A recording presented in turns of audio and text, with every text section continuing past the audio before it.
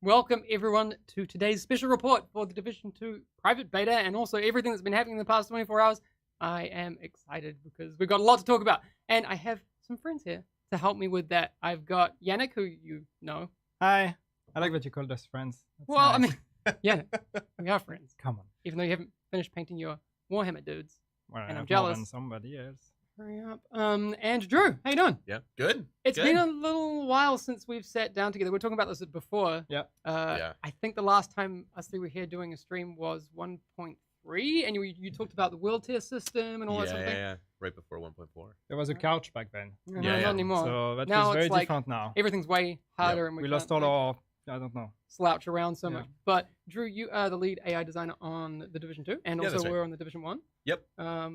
Is there anything else we need to say about you other than that you're recently a No. dad? Yeah. Congratulations. Yeah, thanks. You look well rested for a dad. Yeah, you think? Yeah. Yeah. I Yeah, think you so. lost the dad beard, so Yeah. that was I pretty had, I good. had it for a couple months. It was, Alright. you know, It looked Yannick and I fantastic. were basically twins. There you go. Yeah, basically. Yannick is also recently dad to a cat, but that's another That's thing. true. And you will have noticed that in the lower third for Yannick, he also has a new job title. Now, I'm personally, this is just my personal feeling, I'm really stoked that now the community has someone like Yannick out there on the production team, especially on the live content side, fighting for everything that I think is going to make the game super fun. He Yeah. won't say that, but I'll say that. It's No, it's awesome. absolutely And true. so It's not, it's not that much of a fight, though. well, no. But I'm just saying, It's like, not like... Yeah. having an advocate like you Yeah. that's been so much a part of the community dynamic is I think it's cool. I Drew, think that- Drew thinks so. Yeah, and it's super valuable, honestly, to, But I think that was the idea anyway. You know, it's for a role like that. So as live content manager, the role is about. It's a new role we're creating actually for Division 2 that didn't exist, and it's about on one side operating the game, running the game like the live producer used to do, making sure that the servers are up and that we're doing everything health and sanity wise to keep the game running. But also, work very closely with everybody to make the right decisions in terms of what do we do about all the things that the players bring up, and what new content do we want to add to the game. And all that. So I think it makes sense, and apparently people thought it was a good idea to have a guy that had a community background to actually do that. So Cool. Hooray!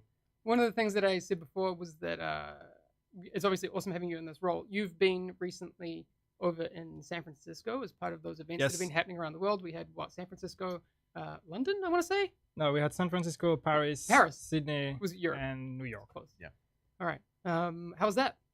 That was fantastic. I mean, it's the realization of it's becoming so big. It's not just like us working in a studio and making a video game. Then suddenly it becomes very real, and it reaches a whole different scale when you start going or seeing that kind of events.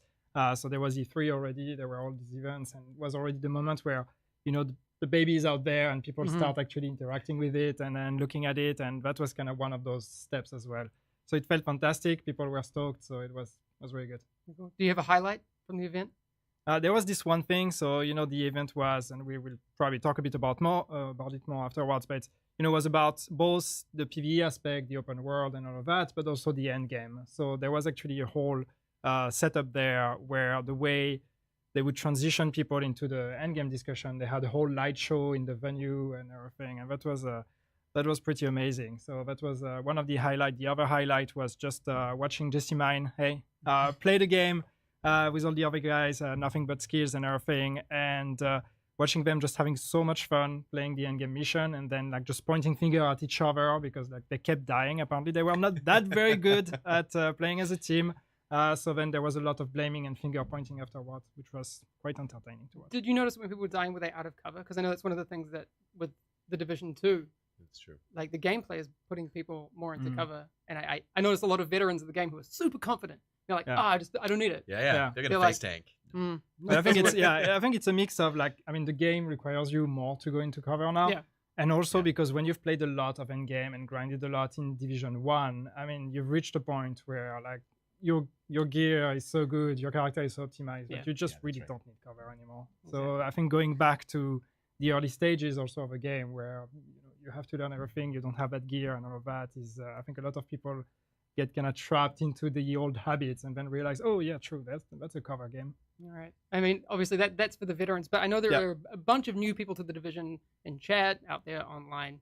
For those people who have never maybe played the Division 1, Mhm. where are we now? What are we doing? Where are the agents? What's Yeah. going on in the world of the Division, Drew? Yeah. So Division 2, it takes place 7 months after the kind of epidemic of Division 1, which is the green poison. So we're, instead of being in the winter like we were in Division 1, we are now smack dab in the hot, humid summer of Washington, D.C. So we have a completely brand new location, completely brand new season with all sorts of like really cool like dynamic weather and everything. Like It's gone wet. are the Man, it's sticky and Yeah, gross. It looks exactly. horrible. But I mean, if you've been to Washington D.C. in the summer, like Mhm. you'll immediately recognize that as That's like, cool. oh yeah, this is what in a like the swamps of Yeah. it used to be a swamp, right? Like that humidity. It's a coastal Okay. city as Mhm. well. It's close to the coast. There's a lot and, of like, green, which we Yeah, didn't and- have in New York in and the it's- winter, right? Oh yeah, Oh, and yeah. it's absolutely beautiful, and the architecture. But there's also all the differences as well when you travel from one part of the city to another. Like Washington D.C. is a Yeah. beautiful and very varied city. So you have, internally we call them biomes, but basically, what we mean is like there are lots of different places in the city that look and more importantly play pretty differently. Mhm. So for example, you have the suburbs of, or the residential feel, I guess, of Georgetown. You have essentially what is jungle in like Roosevelt Island. Yeah. You have the downtown commercial district. You have the government district. You have the mall. You have all these like wildly differing, locales in Washington D.C. So I mean, working on a game like that, it's like super exciting when you, I mean,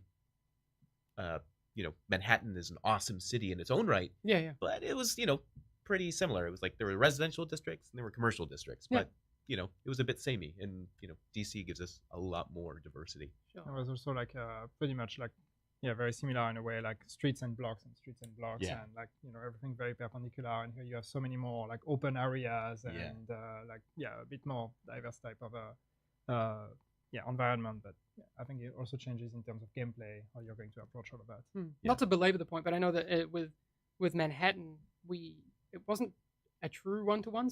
Some streets were missed out. Yeah, that's right. But with DC, we're doing 1-to-1, right? Like That's right. Like everything's in there. That's right. Yeah, Solid. which is it's Alright. pretty cool. So one of the things that I know we've talked about since the start of when we announced the Division 2 was in-game is going to be a huge focus, and I thought what we could do is take a look at one of the casually. I prepared this for ages. It's like, It's we like, just oh, have- let's just take a look but at something. There's an invade mission. We want to talk a little bit about that. Can we just bring up some of that gameplay from the invaded mission? Because once you reach end-game, people have seen in the trailers, at the end of the story trailer, actually, the Black Tusk dude shows up. That's right. And what's going on? Yeah. So, obviously, I don't want to get into Well, we can't spoil everything. Yeah, exactly. We don't want to spoil the story and stuff. But essentially, when Endgame hits, the world does transform. Right. We have a brand new faction that comes in that actually takes over territory and takes over all of the main missions of the game. Now, like, this is something where when you transition to this state, you basically are beating back these Black Tusk baddies. And you're taking back kind of the territory they claim. And then, of course, over time, they'll take over more territory. You go over, you kick them out of that territory. You, of course, get rewarded for doing so. Yeah. And then, it all kind of feeds into this really dynamic kind of endgame experience. Or at least that's our hope, right? Is that you're always playing different missions, and the living world, the open world changes as well, depending on the present. They'll take over name zones, they'll take control points. There's a lot of new activities that become available to you. We're really talking about kind of a transformation. One thing that I think is very exciting, because I know that some people did not necessarily understand that properly, is that the Black Tusk takes over and becomes part of this whole living world and all that, but the old factions are not gone either. Yeah, that's right. All it does is just like making them even more angry. So they're not happy about the Black Tusk being there either, right? Yeah.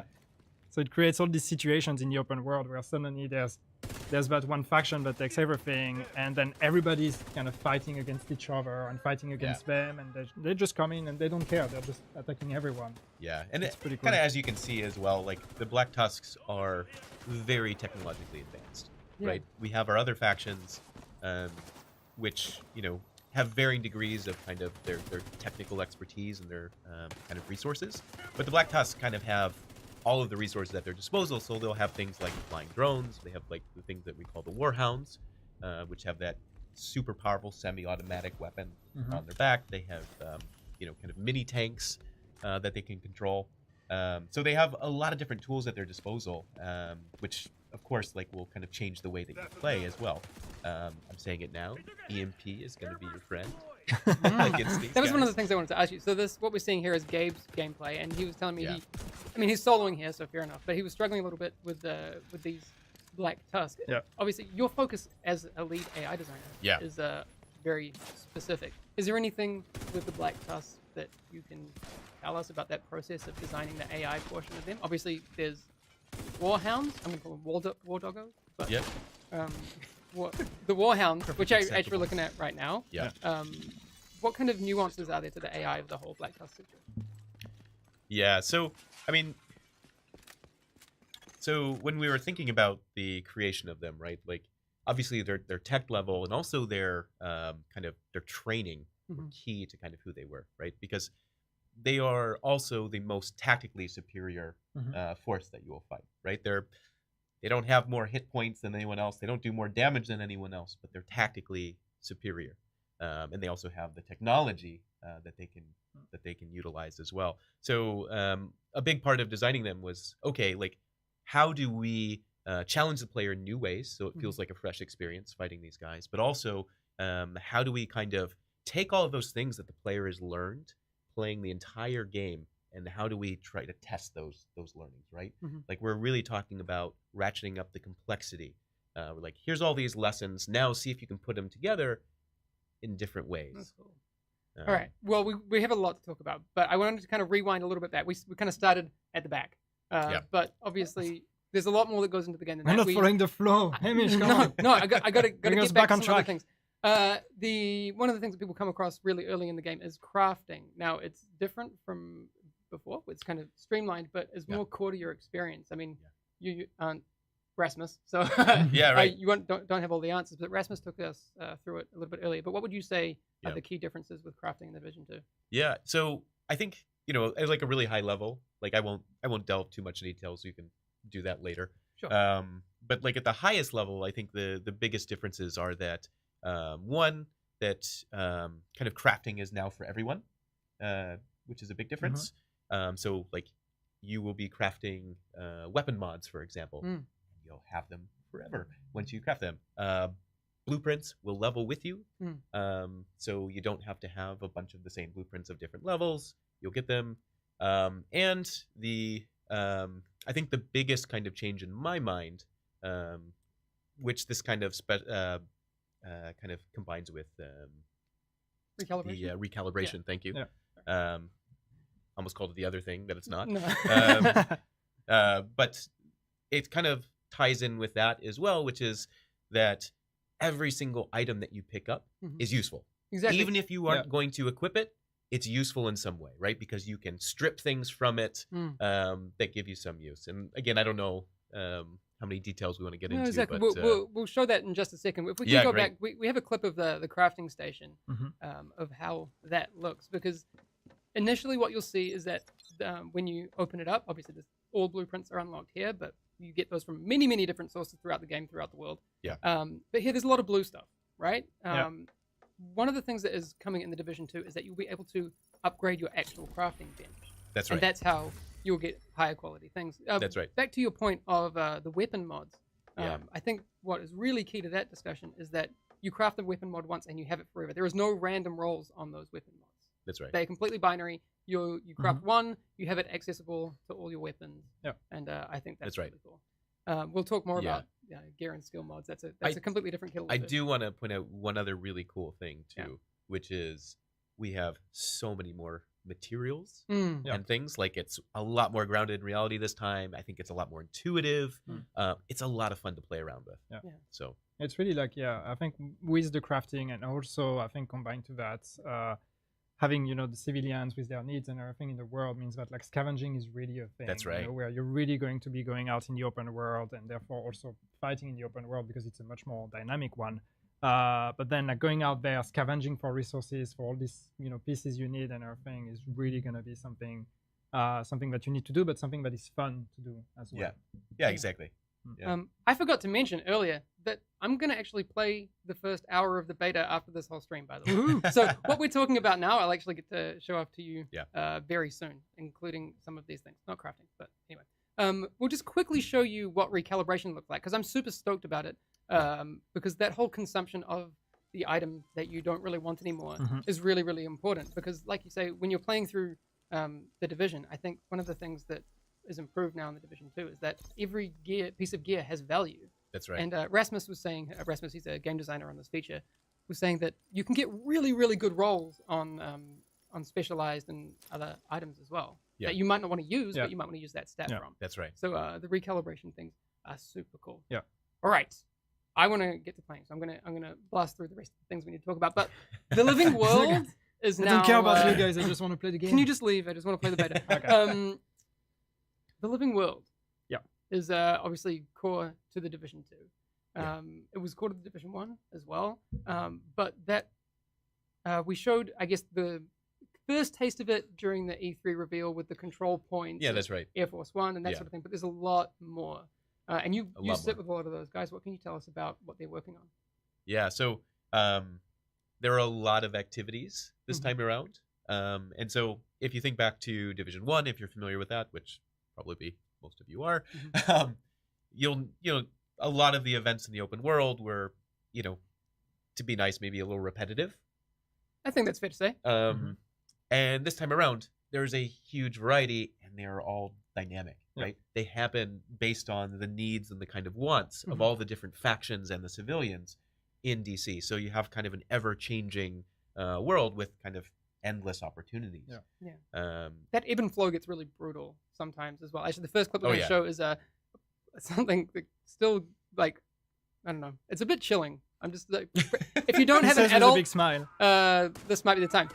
Public executions are a thing. Yeah, actually, that's right. in this clip that Ella captured, the thing I love pointing out about this is you actually see another faction getting involved with the public execution, which isn't always going to happen. But the fact that these factions interact independently of your impact on the world, I think is super cool. Yeah, that's right. I mean, regardless of whether you're there, they're still trying to accomplish their goals, right? Yeah. And the cool thing with the fact that it's super dynamic is that right now this is happening there, but if you were to come back later, there might be something else happening here, or nothing at all. Or nothing at all. Depending on how the living world is behaving, and depending on which faction is currently dominating, and what contribution you made to all of that thing. So it's really interesting then to just run around and always experience something different. Yeah, also, these things can also be controlled by the friendly faction as well, which changes the whole dynamic again. I got to run through as many of these clips as I can because they're so cool. We have the hostage situation up next, which is, again, another one of the living world activities. We don't have everything that we're going to show you today because we want people to experience some things by themselves as well. But it's, I don't know, it feels, again, fresh and new from... But yeah, so Matthew was telling me the other day, actually, I was lucky enough to sit with the people who are working on these features. And they showed me how the whole logic behind this runs, which is really cool. Yep. And again, it's not rendering everything, but that the systemic math and logic behind it is always running in the background. Actually, during the beta, even though you're only playing on a small system of the map, they were showing me that the logic of the world is running. Yeah, there's a lot already. Yeah, which is super cool. And like you said, those variables of the factions finding out how many resources do we have? Do we need to go out and gather things? Do we need to if they're suppressed into an area, they'll more aggressively expand. It's there's actually a really cool tool that you probably saw as well that visualizes this at like a top level, which is really cool to see. It's really impressive when you watch it and you see the game that's kind of like calculating and simulating everything. It's really impressive. But yeah, I think the whole logic is really interesting because it's also, there's many layers, right? Like a faction is first going to be like trying to make sure that they get all the resources they need, for their own survival and everything. And then from there, they're going to start growing more aggressive and start going out there to start taking territory. And if you don't, because you might not want to be part of it. You can let it run that's on right. its own. Yeah, you don't have to yeah. interact with any of them. But of course, the more you let a faction do whatever they want, and potentially also, like the harder it's going to be for you to fight back. Eventually, also the harder it's going to be for the civilians and the settlements, because they're going to get completely overrun eventually. So it's something that's very interesting. Yeah, I think this is really cool because you'll see here with the control points as well. Once you manage to take them over, and you get a friendly officer in charge, you'll get access to a supply room, which has all the loots that you might want. The other thing that I found out about that was if you, for example, we saw the control points, but the other activities that are to take on the factions that are currently controlling that control point around the area, if you piss them off enough, they'll reinforce that control point up to higher levels. Yeah, right. And that's in you said in the last world tier, I think it is, once you hit in-game. Yeah. And then if you then take them out, once they've reinforced to max level, you get even better rewards. Yeah, that's right. That's super cool. And you can see here, Ella was turning in a bunch of food because she's nice like that. There's actually there's a lot of depth here. I think you could probably talk for an hour just about the cool things that are going on. Yeah, this is my favorite. Oh, that's great! Look at that. Thanks, Sweden. I don't know who did that, but it's fantastic. That's pretty good. But yeah, it's the same with because also it works with the civilians as well, right? Like here we were seeing bringing resources to civilians that are actually controlling a control point. And it's like if you give them resources, then they're also going to grow stronger and reinforce the control point. So it's going to be better defended and therefore less likely to fall to another faction. That's right. So some of these are available in the beta, not all of them. There are other things that, I don't know, there are things called blockades. Can we say anything about those yet? Yeah, you give a nervous sniff. No. We can't talk about blockades. Yeah, there are a couple other things. I don't know. I think maybe it's good to have some surprises. But I mean, what there is to say is that when you reach the end game and there is the invasion, the Black Tusk comes with its own kind of activity as well in the open world, right? That's so they're not only going to just be contributing to the living world and doing the same thing, they're going to do their own kind of things as well and following their own agenda. So it's gonna add another freshness again to all of that. Yeah. Right. Obviously we need to be careful, but named enemies in the open world, they exist. So we'll talk more about how that interacts with the beta. But can you give us anything about, people know Bullet King and that sort of thing? Are those things making a return in the Division 2? No, I mean not. Okay, hang on. King? No. I'm not saying is Bullet King making a return. I'm saying are things like the Bullet King coming back. Roaming bosses in the open world. Sure. All right. Just to be clear, in before Reddit says Bullet King confirmed. Yes. But they're a little bit different this time around. How so? I don't know if I want to spoil it. Okay. But there's a little bit more. So there's a little bit more structure to some of them. Yeah, I'm looking for nice ways to. Okay, but we can say that named bosses are out there in the open world. Yes. They're worth finding. They are absolutely worth finding. Yes. They are not always easy to find. No. And there are a certain number of them. Yes. Yeah. Yes. More on that soon. But so cryptic. That is very cryptic. But those, I know that was not helpful at all. No. Here's where I'm going. It's Hamish's fault. He went down that path. Here's where I'm going with this. There are preset named enemies that have a distinct name and all of that. But there's also a bounty system. Yeah, exactly. And that's a completely different system. Yes, that's the difference I want to point out, because a lot of, like we said, in-game focus. One of the loops that I'm really excited about is the Bounties network. Yeah. What can you tell us about the Bounties network?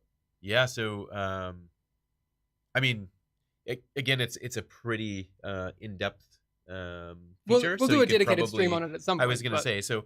But at a kind of top level, we're looking at basically, kind of the most wanted criminals kind of in the DC area that you have contracts to essentially eliminate or defeat. And there are a number of different ways that you can get those contracts. So some of the more kind of difficult and most rewarding kind of contracts you have to kind of find in special ways. There's some kind of hidden aspects to it, some surprises to it. We'll talk more about, I mentioned names on liberation stuff before. we're going to talk to Yannick about the beta in just a second, Yep. because that's where this whole thing ties in. I promise I'm going somewhere with this. But is there anything else from your side of the fence that you think is worth touching on before we move on to pick Yannick's brain about beta stuff? Yeah. I mean, I think we did a pretty good job covering a lot of it. I think so. Yeah. Well, I mean, we could be here forever if we want to talk about everything. Yeah, I will say that there are a lot of things that, or there are at least some things that we are specifically holding off on and will not be in the beta because we don't want to spoil everything. Yeah, so good segue. Yeah. I like that. That's again cryptic. I've been It's nothing super cryptic. but unhelpful and cryptic in the last 10 minutes. There's This one makes thing sense. that's really cool with the game is just, and you talked a bit and also about like, you know, how you have to do special things to actually unlock other things and all of that. And on one hand, it's us not wanting to reveal too much, but it's also because there's a lot of hidden secrets in the game that people will have to find on their own. And we don't want to spoil them. There are a couple that I'm very proud of that are very that I dear to cannot you. say. Yes. Right. And it's not because several that you two don't know about either. Yeah, probably. And it's just to be clear, it's not because like it's not that we're not allowed to talk about them. It's just really that we don't want to reveal anything because like the surprise when people will find out is very important for us. Yeah, absolutely. And actually, to be honest, like that was a major kind of goal of ours this time around was to kind of surprise and delight, the player more often. Like the Division, we had a lot of things that we really kind of like put all out on the table. We're like, this is the game, this is the structure, this is exactly how it works. And, we still want to be as clear as possible in Division 2, but this time we said, let's add some more surprise. Let's add a lot more, kind of exploration. Let's kind of reward players who are curious and want to explore the world a bit more. All right. Tinks is in chat, so I know she'll be stoked about that. And hopefully we get episode 3 of collecting what remains after... Eventually, a few years later. Come on. Dave. Tinks. Still waiting. Seriously. Sort it out. All right. But speaking of there are some things we don't want to reveal, this is how I want to segue to the private beta discussion because I can say this thing before Yannick gets into his whole speech about it. The private beta where you start in it will not be at the exact start of the game. Again, this might be familiar from the first game when we didn't start you at the start. Yeah. I guess that's all I want to say. I think segue to private it's beta. one thing we do is the beta, right? We want to give a lot of content to people. We want all of you to be able to experience as much of the game as possible, but we also want to be careful not to spoil the story too much. So there are elements of the story that we're keeping out of the beta, just because we want people to experience them when they actually start the game. So yes, the part that happens before the beta begins, we're gonna keep that, be keeping that on the wraps, so people can discover that story. When it's actually time to then play the whole story. I still haven't seen it. I have no idea. I literally have zero idea. So I'm stoked about that. All right. So like I said before, I'm going to be playing through what I think is about the first hour of the beta. But for the people who are, lucky enough to get in, not lucky enough, but who have the ability to get into the private beta on Thursday, what will be the first thing that they do once they get in? Well, I mean, the first thing that they'll do is creating a character, right? And so we have character customization in the game, and for the beta, we want to also keep it as a surprise, keep it as something that people will discover, really spend the time to actually customize their character. In the beta, we're just going to offer you the option to randomize your character, just so you can, find a look that is similar to what you would want to go for. But we also don't want you to spend too much time in that because it still is a temporary character. It's not going to be the one you keep for the main game. Yeah, so we don't want to give you too much of the customization. So you're going to have to be randomizing it. We actually have a clip that we can show of how this whole thing works. The cool thing is that you will notice is that even though we aren't giving you the option to fully customize your character, there's a lot of options. There's a huge amount of options, but also just the progression made in the Division 2 is, I think, So yeah, again, we'll probably randomize a few characters in the live demo of the private beta in a minute. Also, Yes. I didn't mention it before. We're gonna do some giveaways during that whole time, so stick around for that. Yeah. All right. So you've made your character. What happens next? So you've made your character, and then basically, so there's a part, as I said, we keep under wraps, so that's not going to be in the beta. So what happens is you start directly in Washington, D.C. So as Drew was saying, the game takes place in Washington, D.C. 7 months later. So you are an agent. You are a veteran agent that's been activated months ago, and that's made their way to Washington, D.C. to answer distress call. So you're going to be that agent that finally arrives in Washington, D.C. And the first thing that you need to do is establish a base of operations. And you know that there is one existing that is at the White House, which is probably one of the most important buildings in that city. But the White House right now is being under siege and being overrun by hyenas. So that's going to be the first thing you do is basically go there, liberate the White House, and establish your base of operations there. Cool. All right. So we've established our base of operations there. What other content is there for people to experience in the beta? So after that, then you're going to be making your way to the first settlement. We've talked about settlements, which are these kind of like pockets of civilians banding together to fight against the faction. So you're going to make your way to the first settlement. And then from there, you're going to start unlocking a lot of things. So we're going to have 2 main missions that you can play in the game. We also have side missions. We have 5 side missions that are available. And we talked a bit about the side missions and how different they are compared to the first game. Here, it's really like a smaller size mission, more than just kind of like repeated kind of activities in the world, like absolutely, in the first game, right? Yeah, because in the first game you had like go and hit these machines in a specific order, basically in quite a few zones. But you're saying like the team have made bespoke solutions for basically everything. Yeah, that's right. That's cool. Yeah. So each side mission, really cool. Yeah. Each side mission is unique. Each one is completely handcrafted. So you're gonna have 5 of those in the beta, and then there's a lot of open world. We talked about the living world system. You'll get to actually experience that in the beta. There's a whole part of the map that is available. You have control points. You have living world activities. You have a lot of resource nodes to discover. A lot of scavenging to do. A lot of collectibles also to find. The collectibles are there. The audio logs, the echoes. All of these are there that you can also unlock. And then on top of that, what we have is the dark zone. Yep, of course. We have to have the dark zone. So the thing that's a bit different with the dark zone here is that we've added an introduction mission to the dark zone, and the idea was really to try to bring people there in kind of a bit of a safe context, so they can actually make their first experience in the dark zone, kind of teach them what are the rules of the dark zone, how is it different from the rest, before you first then experience. Yeah. And you're like, oh, what happened? Instead of a trial by fire. Yeah. So we have that, the dark zone.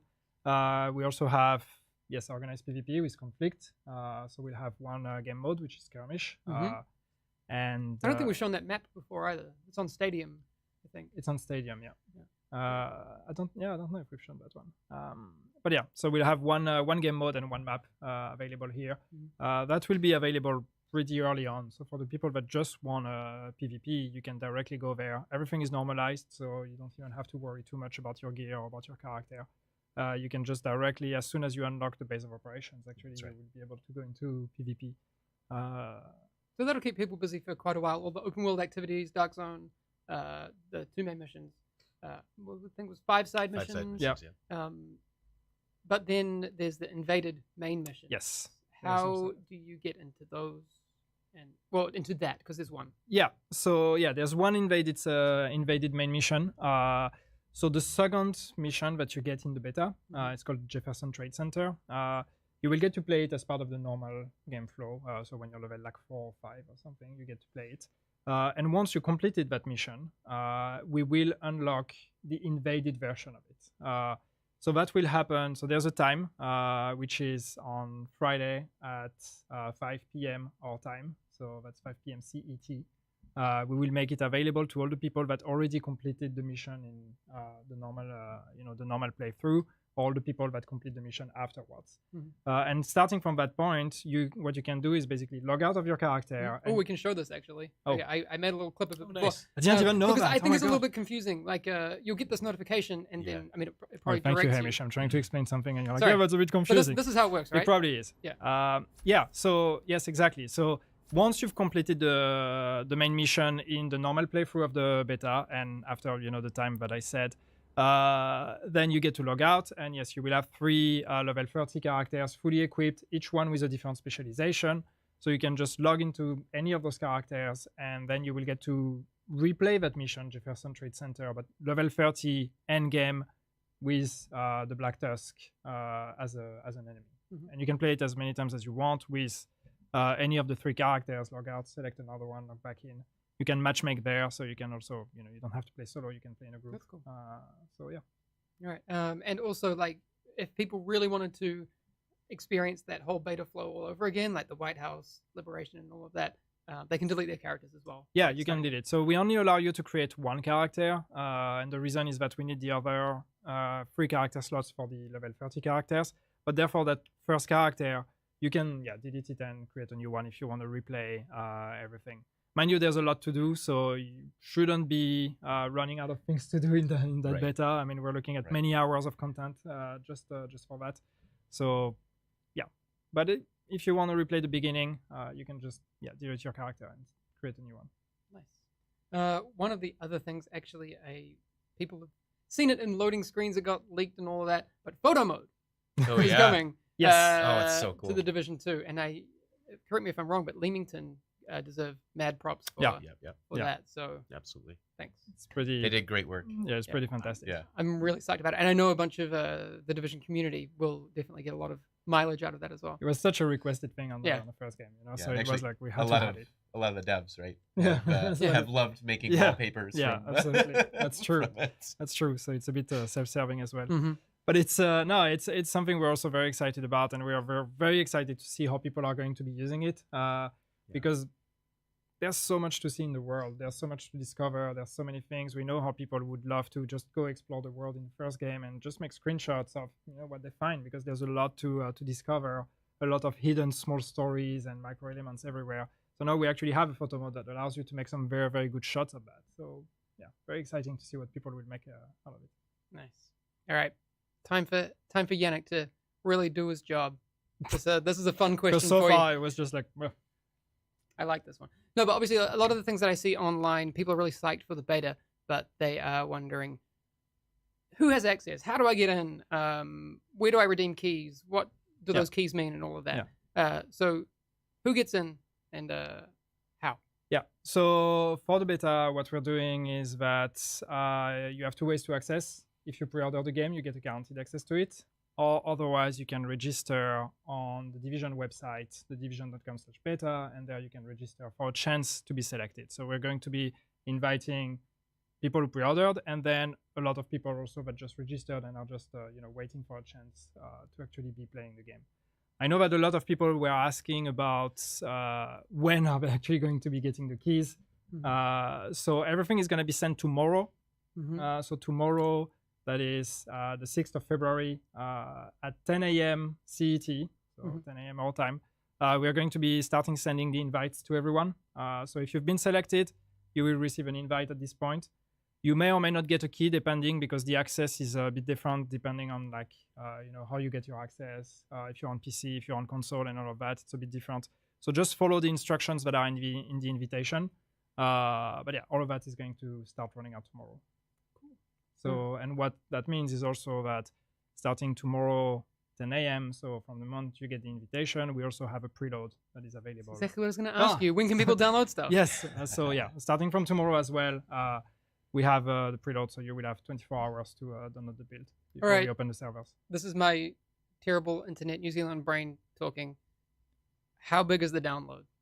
You will want to get to it pretty fast, because we're talking about 45 gigabytes. It's big. Yeah, it's big. All right. It's the game. It's a big piece of the game, so that's a big download. So really get to it as soon as you can. All right. Well, that's a lot. That's big. The other thing is, can people bring a friend? Yes, actually, yes. Oh, people asked about that before. Yeah. So yeah, what we're doing with that beta is also we are allowing people to invite their friends. So everybody that gets access to the beta, pre-order or not pre-order, whatever, everybody that gets granted access to the beta gets to invite 3 of their friends as well. So you will have a module on the website to do that. You can put 3 email addresses, and then your friends will receive an invitation as well. Those that are invited through the friend invite do not get to invite more friends. So That would be. sorry. Eventually, it's I was running going to out make. of control. One could say it's exponential, Yannick. You know what? I was wondering, is that actually exponential? I will never use that word again. Sorry. For those who know. Throwback to Yannick being Captain Exponential. Oh, okay. That's Wow. This is like way too meta for right now. So 24 hours to preload from 10 a.m. our time tomorrow. So that would be 4 Eastern. 4 Eastern, 4 is down. 1 Pacific, Yep. 10 p.m. New Zealand, 8 p.m. Sydney. Well, we always get left out. Why are you guys laughing? It's always like Europe, That's true. US, every time zone in the US. No, why you, I don't know why you're one laughing. time zone in New Zealand? Of course. Yeah. Do you think like New Zealand's like sideways like this, like super wide? We're not I'm Australia. I'm Oh, curious. Yeah, I know. Yeah. okay, that's enough. But okay, Maybe so triggered. in the Division 1 there were beta rewards. Yannick, do you have any more rewards for us this time? Yes, we'll have rewards for the beta. So we have weapon skin for everybody that participates, and then we have some special reward for people that also complete the endgame mission. All right. Are you able to tell us what they are, or are you going to hold those? No, because I forgot. I don't remember what they are either. I'm really so, good at my job. Okay. No, but that'll be cool. I'm sure. Yeah. The artists here are really good at their stuff. Yeah, so I'm sure. I mean, that'll be good Sorry. stuff. do you have anything to show? No? I actually don't. so So, then- wow, touche. So then, All right, I didn't do my job either. So but obviously there the will beta, be rewards. people are really excited about the beta, myself included. But what for you and the, or I guess, live team and also production, what are the things that you look at during this period, and what are the focuses for the team during this phase? I mean, there's many aspects. One of the important one is obviously all the online aspect, right? It's going to be the first time we have that many players that are going to come in, hammer the servers, try to log in, try to matchmake, try to go in PvP, try to load different maps, going from different data centers. We're going to be running a few tests in the background as well on our side. So that's one of the huge takeaways, is first making sure that the infrastructure is solid and is ready for an even bigger load moving forward. So that's one aspect. The other aspect, and that's something that for the design teams especially is also going to be very interesting, is all the data that we're getting from that. That's right. Yeah, and feedback as well. Yeah, and Like, the it's feedback not then was just- the third one as well. Yeah. Yeah. So it's Sorry, I jumped the gun. no, that's fine. But it's the two things. It's looking at the data on how people play, and how far do they make it, how many times do they die, and all these kind of things. But also then, of course, obviously looking at the feedback we're going to get from the community. What are people talking about? What do they like? What do they not like? And yeah, all these kind of things. Cool. I mean, I think it's fair to say that the beta has a lot of content. Yeah. Why? Why did you put so why much did you do content that? in the beta? Well, there's many reasons why. One is that that's just the game. That's like, we didn't actually create something that is like alien to what the game actually is. That's just when you take, a slice from level 1 to 7, which is what we're giving you. That's as much content as you get. I mean, that's like, we didn't really add anything on top of that. That's just how dense the game is. And I think that was an important message we wanted to get out there, is like, there's so much to do in this game. There really is a lot of things to discover. So we wanted to give that to the players. We wanted all of you to experience all the different aspects: the PvP, the PvE, the open world, the missions, the invaded missions, all these kind of things, the also interaction with the settlement. All of these are really interesting for us to just like put in your hands and see what you think about it. So I think that's one of the reasons. And then there's also, other reasons, like, for example, making sure that people have enough to play to stay on for the whole weekend. And so that way we can make sure that we have a lot of people that are always connected, which helps also for us with all the online aspect, for example. So, Sneaky. Get that server. but it's like stress everybody tested. wins. Yeah. right? Well, there you go. And we also You're collect- selfish, but it works. Right. We also collect more data and feedback that way Yeah. as well, Yeah. right? Well, I know, like, since we have competitive PvP in there, I know that's Red Storm's jam. Like, they'll be stoked to be gathering data for that. I know that there's an MMR system in there now that they're that needs a lot of data. Yeah, that's right. So we need people to play a lot of matches and generate a lot of information there, and also feedback. How do people play? Once we can do all the tests internally that we want, but really seeing like a huge mass of the division players like out there in the world, there's nothing better than that data to really see how the game holds up. Cool. I saw a question in chat a little bit before. What can you tell us about stash space? Okay. Before we talk about that, there's one thing I wanted to mention, because I think that's important to mention it, because there's always the discussion about, but the beta is happening too late and it's not going to have an impact on launch or whatever. And while this is true to some extent, like not all the feedback we get during the beta is something that can be done for launch. It doesn't mean that it's not useful. And I think that's something that's very important. That's a message that I want to get out there, is that, whatever it is that you find out during the beta, whatever is the feedback you give us, whatever is the opinion you have, even if it's something we cannot act on for the launch, it's still something that is important for us to know looking forward. We're going to be keeping working on that game for, a very long time. So we want to know as soon as possible what you want us to do with it. So right from the beta, even if there are some things that you see in there that you don't see have changed when the game launches, that doesn't mean they will never change. I think that's something that's very important to get out. That's right. Like I think sometimes it's it's hard to see that game development sometimes just takes a little bit longer than you would expect that it would take, right? Because all of the testing, all of this, there's all sorts of processes in place for ensuring that what goes out is good quality, and so I mean, all of that feedback is going to be so incredibly useful, and I know that myself and the entire design team and gameplay team is all really looking forward to getting all that. That is one thing I will say, and I can say it because I don't really work on that team, is that a huge shout out to everyone who's working on the game, because like people here in the office are like super invested and basically all out on this game, making it awesome. So awesome, good job. And also, if anyone comes for them, I'll fight you. Just what's gonna happen, and I'm huge, so enormous. Drew's he doesn't look like it. Drew's 200 kilos. It's the perspective. It's the perspective that makes Hamish look small, but he actually is exactly super huge. Yeah, that's just. Have you seen Lord of the Rings? It's like that. Don't even. Like the amount of times I've been like, apparently I look a lot like Billy Boyd. A little bit. Yeah, I never thought of that. Also, you come from New Zealand, so you basically clearly live there. Well, okay, this is totally off topic. My friend's dad was he played Gambling, one of the writers of Rohan. Hi, no way, Bruce. That's super cool. Bruce Hopkins he's a cool dude. Anyway, New Zealand things. Stash space. Enough. Thanks for dodging my questions. No, I'm not dodging. I just, before we move on from beta topic, I want to get back. All right, stash space. So what's going on with stash space? We know it's a big topic. It's something that people have been talking about for a very long time. So what we're doing with stash space and the way we're looking at it, and here we're talking about the perk of actually getting the Elite Agent pack that comes with what was called like extra stash space. So I can't remember what the actual wording of it was. So the idea is by getting that pack, what you're going to unlock is you're going to unlock extra stash space early on when you play the game. So the idea is really to give an extra boost from the early stages to the people that have it. So you're going to get extra stash space from the beginning. Okay, give me numbers. But then everybody gets to catch up. All right. Okay. That's the important but that's the important part, right? Yeah. Is that second part, is that everyone gets to catch up. Right? So, and the way it works is we have a perk system in the game. So you're going to be, and you have that in the beta actually, you can gain what we call shade tech, which is, a kind of currency that you have to explore the world and find to, unlock new skill variants, new perks, and all these kind of things. And some of those perks are actually to increase your inventory space and your stash space. And so what we're going to do is, for those that have this extra stash space, they're going to start with the final perk directly unlocked.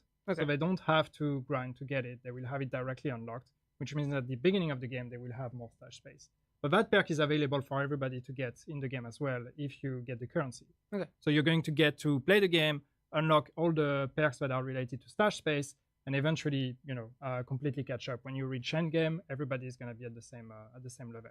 Right. And what we're looking at, since people are very attached to numbers, I am. What we're looking at is basically you have you start with 50 slots in your stash. Mm-hmm. Then you have an extra 50 that you're going to be able to unlock through various perks as you play the game, as you play the campaign.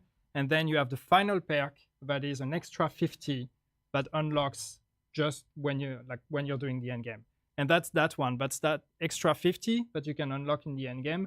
That's going to be unlocked right from the beginning for people that have the Elite Agent pack. So people that have the Elite Agent pack start with 100, get to reach 150 by the time they finish the campaign. The others start with 50, get to reach 100 when they finish the campaign, and then unlock the 150 as they play the end game. To be clear as well, that's not the only thing you get in that edition of the game. No. No. I know we focused on it because it was a question from chat. but Yeah, there's- that was a very important discussion. So it's there's more. important to clarify that. All right. But yes, there's much more things you get. Yes, with that. that is another stream. All right. Thank you. Thank you for that. I didn't- hope that makes sense. I think it makes sense. I think it makes a lot of sense. I'm almost ready to start playing this game. I'm really excited. Yes, I was Can going I to add ask you. one bit of information Please. that he's like going, he's is going not off at all script. related He's to going this. off script. All I right. know, I know. I don't have it in Uh-oh. here, Drew. Drew Improv. Can All right, I have time. Can I just say that one of the really cool features that we haven't talked about at all I'm so scared. All right, no, please. is that you can play with your friend of any level. Oh yeah, this is really Yeah. cool. It's pretty cool, and we haven't mentioned it at all. Yeah. And And we So I had thought I'd questions bring it about up that here. actually. Yeah. So how Yeah, does it work? So, like, the way it works is that if a friend is a higher level than you, you play with them. You essentially get leveled up to their level, and you get to play with them without any kind of penalty.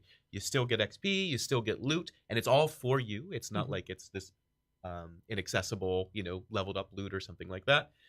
It takes care of it. So, like, behind the scenes, we basically give you this buff Mhm. that makes you kind of play like a higher level character than you actually are. Mhm. And then once you leave the game, you go back to your normal level, but you have all the XP, you have all the loot, you have all of that stuff. Is that leveraging similar systems to the normalization that we have in PvP, or is it an entirely different thing?